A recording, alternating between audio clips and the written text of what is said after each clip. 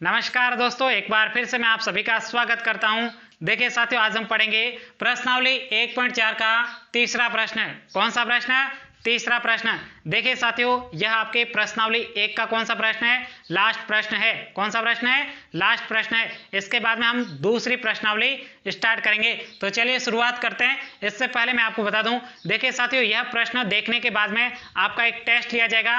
Test का link आपको description board में दिया गया है, वहां पर जाकर आप टेस्ट दे सकते हो। साथ ही मैं आपको बता दूं, देखिए साथियों, यदि आप मेरे अभी तक व्हाट्सएप ग्रुप पे नहीं जुड़े हो तो लिंक आपको डिस्क्रिप्शन बोर्ड में दिया गया है, वहां पर क्लिक करके आप सीधा मेरे से व्हाट्सएप पर कनेक्ट हो सकते हो। व्हाट्सएप पर मैं आपके अगले टेस्ट की जानकारी देता हूं, साथ ही मैं आपको यहाँ पे जितनी भी प्रश्नावलियां पढ़ाता हूं इसके बिल्कुल फ्री में आपको क्या देता हूं? नोट्स देता हूं। और जल्दी से व्हाट्सएप ग्रुप पे जुड़िएगा और आपका मैथमेटिक्स यानी गणित से संबंधित किसी भी प्रश्न में कोई भी डाउट हो सीधा आप मेरे से पूछ सकोगे। तो चलिए स्टार्ट करते हैं। देखिए यहाँ पे प्रश्न है, प्रश्न नंबर 3। कुछ वास्तविक संख्याओं के यानी कुछ वास्तविक संख्या है, उन वास्तविक संख्याओं के दशमलव प्रसार नीचे दर्शाए गए हैं। प्रत्येक स्थिति के निर्धारित कीजिए कि यह संख्या परिमेय संख्या है या फिर नहीं। यानी आपको बताना है कि वह परिमेय संख्या है या फिर नहीं। उसके बाद में आगे कहा गया है, यदि यह परिमेय संख्या है और P बटे Q के रूप की है तो Q के अभाज्य गुणनखंड के रूप में आप क्या कह सकते हो। यानी यहाँ पे आपसे दो प्रश्न पूछे गए।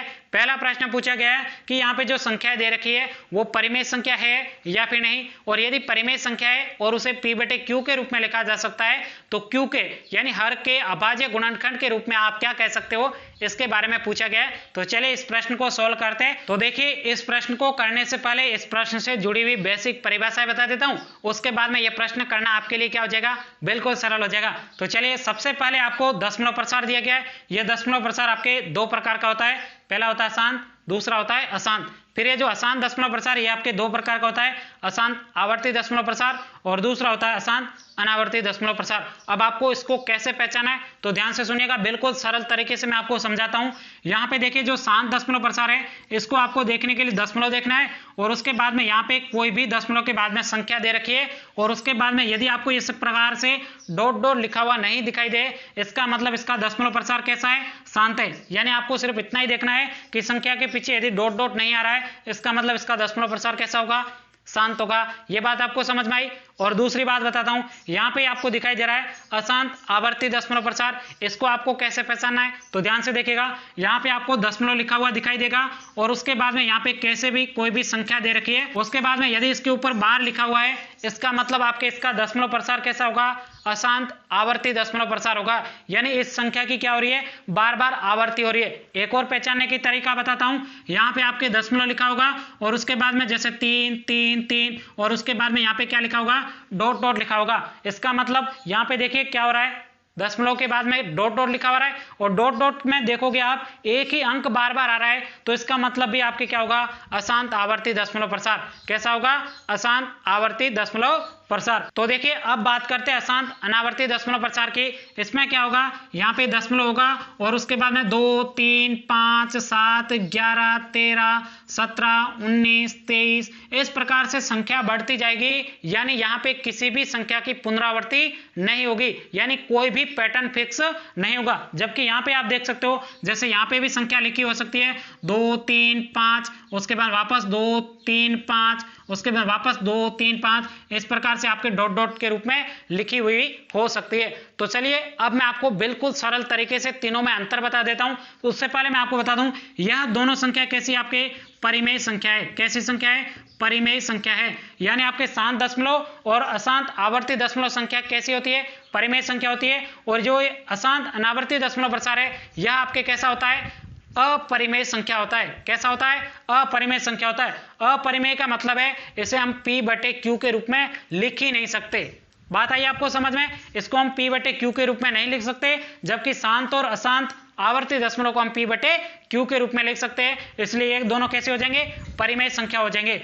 अब देखिए आगे बात करते हैं। देखिए साथियों, मैं आपको इनको पहचानने का एक बिल्कुल सरल तरीका बता देता हूं। सबसे पहले यहाँ पे तो आपको देखना है दशमलव के बाद में यदि डॉट डॉट नहीं आ रहा है, इसका मतलब इसका दशमलव प्रसार कैसा होगा, शांत होगा।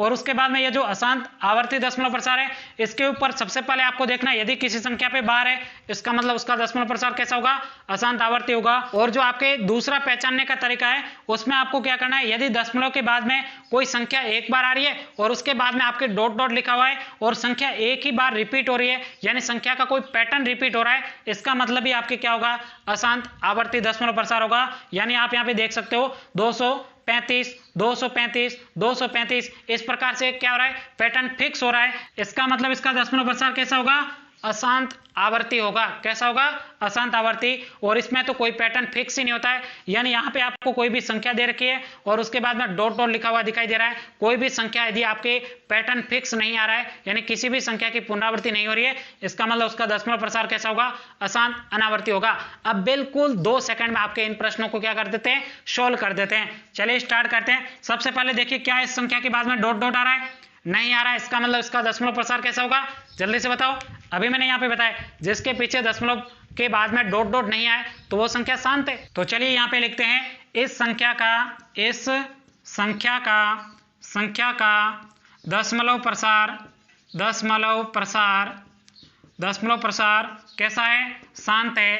कैसा है, दशमलव प्रसार शांत है। शांत है इसका मतलब यह कैसी संख्या है, यहाँ पे पूछा गया परिमेय संख्या है या नहीं। यदि इसका दशमलव प्रसार शांत है तो कैसी संख्या है, परिमेय संख्या है। अतः यह परिमेय संख्या है। कैसी संख्या है, परिमेय संख्या है। तो यह आपके कैसे है, शांत परिमेय संख्या है। कैसी संख्या है, शांत परिमेय संख्या है। यानी जिसका भी दशमलव प्रसार शांत होता है उस संख्या के जो हर होता है, यानी जो आपका Q होगा, उसके जो अभाज्य गुणनखंड होंगे वो 2 और 5 की घात के रूप में होंगे। तो यहाँ पे आपके कहा गया ना कि अभाज्य गुणनखंड के रूप में आप क्या कह सकते हो, यानी शांत दशमलव प्रसार के अभाज्य गुणनखंड के रूप में हम कह सकते हैं कि उसके हर के अभाज्य गुणनखंड 2 और 5 की घात के रूप में होंगे। तो चलिए लैंग्वेज में लिखते हैं, यहाँ पे Q के यानी हर के अभाज्य गुणनखंड आपके क्या होंगे, 2 की घात n गुणा 5 की घात m के रूप के होंगे, m के रूप के होंगे, ANS। ये हुआ आपके पहला प्रश्न। तो सबसे पहले मैं इन प्रश्नों को डिलीट कर देता हूं और उसके बाद में अगले प्रश्न की तरफ बढ़ता हूं। तो ये है आपके प्रश्न नंबर 2। देखिए प्रश्न नंबर 2 में लिखा हुआ है 0.12 के बाद में 1 0, या फिर 12 के बाद में 2 0, फिर 12 के बाद में 3 0, 12 के बाद में 4 0, 12 के बाद में 5 0 और उसके बाद में डॉट डॉट लिखा हुआ है। इसका मतलब आपके क्या हुआ, कोई भी यहाँ पे अंक पुनरावृत्ति नहीं हो रही है, यानी किसी भी अंक की आवर्ती नहीं हो रही है। इसका मतलब ये कौन सा दशमलव प्रसार होगा, अशांत अनावर्ती दशमलव प्रसार। कौन सा होगा, अशांत अनावर्ती दशमलव प्रसार। अब देखिए साथियों, मैंने आपको बताया था अशांत अनावर्ती दशमलव प्रसार को हम P/Q के रूप में लिख ही नहीं सकते। तो यहाँ पे कहा गया है Q के अभाज्य गुणनखंड के रूप में आप क्या कह सकते हो, कुछ नहीं कह सकते, क्योंकि हम तो इसे भिन्न के रूप में लिख ही नहीं सकते, तो हम Q के बारे में क्या कह सकते। तो यही बात यहाँ पे आपको लैंग्वेज के रूप में लिखनी है। यह कैसी संख्या है, अपरिमेय संख्या है। मैंने आपको बताया था ये दोनों संख्या कैसे है, परिमेय संख्या है, लेकिन ये कैसी है, अपरिमेय संख्या है, क्योंकि इसे हम P/Q के रूप में लिख ही नहीं सकते। तो चलिए यहाँ पे लैंग्वेज लिखते हैं, इस संख्या का कोई भी पद निश्चित नहीं है। क्या है, कोई भी पद निश्चित नहीं है। अतः यह कैसी संख्या है, अपरिमेय संख्या है। अतः यह अपरिमेय संख्या है, ANS। इसके अभाज्य गुणनखंड के रूप में हम कुछ नहीं कह सकते, क्योंकि इसे हम P/Q के रूप में लिख ही नहीं सकते। तो फिर इसके अभाज्य गुणनखंड क्या आएंगे, हर के। बात आई समझ में आपको। चलिए तीसरे प्रश्न की तरफ बढ़ते हैं। तो ये है आपके प्रश्न नंबर 3। देखिए प्रश्न नंबर 3 में कहा गया है यहाँ पे 43 दशमलव फिर 1 से लगा के 9 तक गिनती है और उसके बाद में इसके ऊपर क्या लिखा हुआ है, बार लिखा हुआ है। बार का मतलब होता है इस संख्या की क्या हो रही है, बार बार क्या हो रही है, आवर्ती हो रही है। जैसे यहाँ पे 1 से 9 तक लिखा हुआ है, फिर वापस 1 से 9 आएगा, फिर वापस 1 से 9 आएगा, फिर वापस 1 से 9 आएगा, यानी इस संख्या की क्या हो रही है, बार बार आवर्ती हो रही है, इसलिए इसके ऊपर क्या लिखा हुआ है, बार लिखा हुआ है। समझ गए ना। मैंने यहाँ पे बताया था जिस संख्या के ऊपर बार लिखा होता है उसका दशमलव प्रसार कैसा होता है, अशांत आवर्ती दशमलव प्रसार होता है वह संख्या कैसी होती है? परिमेय संख्या होती है, क्योंकि जिस संख्या का अशांत आवर्ती दशमलव प्रसार होता है वह आपकी परिमेय संख्या होती है, और जिसका दशमलव प्रसार शांत होता है वो भी आपकी कैसी संख्या होती है? परिमेय संख्या होती है। और इनके हर के अभाज्य गुणनखंड के रूप में भी हम बता सकते हैं कि उसके अभाज्य गुणनखंड किस रूप में होंगे। तो चलिए इस प्रश्न के उत्तर को लिखते हैं। हल इस संख्या का दशमलव प्रसार कैसा होगा? इस संख्या का दशमलव प्रसार अशांत आवर्ती होगा। कैसा होगा? अशांत आवर्ती होगा। अतः यह संख्या कैसी है? परिमेय संख्या है। कैसी संख्या है? परिमेय संख्या है। यदि परिमेय संख्या है तो इसके हर के रूप में हम क्या कह सकते हैं? यहाँ पे क्या कहा गया है? Q के अभाज्य गुणनखंड के रूप में क्या कह सकते हो? यानी Q मतलब हर के अभाज्य गुणनखंड के रूप में आप क्या कह सकते हो? तो चलिए शांत परिमेय संख्याओं के बारे में हम कह सकते हैं इसके अभाज्य गुणनखंड 2 और 5 की घात के रूप में होंगे। लेकिन यहाँ पे जो अशांत आवर्ती दशमलव परिमेय संख्या है इसके अभाज्य गुणनखंड 2 और 5 की घात के अलावा भी हो सकते हैं। तो चलिए यहाँ पे लिख सकते हैं इस संख्या के हर मतलब यहाँ पे हर के यानी Q के अभाज्य गुणनखंड आपके क्या हो सकते हैं? 2n गुणा 5m की घात के अलावा भी कोई संख्या